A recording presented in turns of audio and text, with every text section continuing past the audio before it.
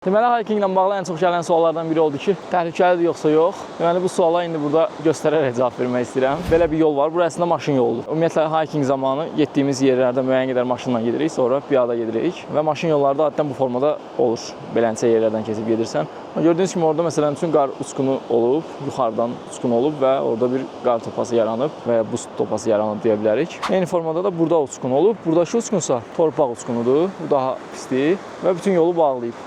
Yol gördüyünüz kimi heç qalmayıb burada. Yəni nəinki maşın, heç adamın keçməyə qədər də qalmayıb. Buradan biz indi bu formada gedib keçəcəyik. Buradan da aşağı uçurumdur da belə.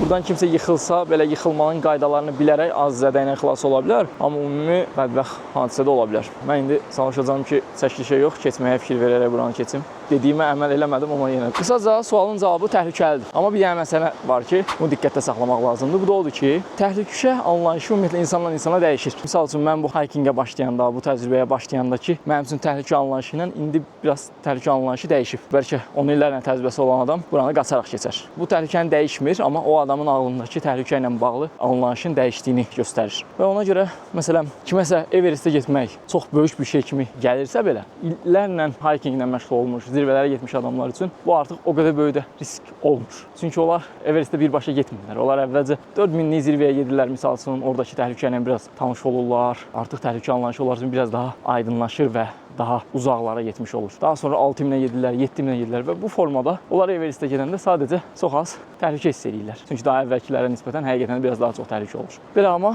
ümumi olaraq zamanla öyrəşirsən və artıq daha əvvəl sənə təhlükəli gələn şeylər təhlükəli gəlməməyə başlayır. Baxın, orada zirvələr var.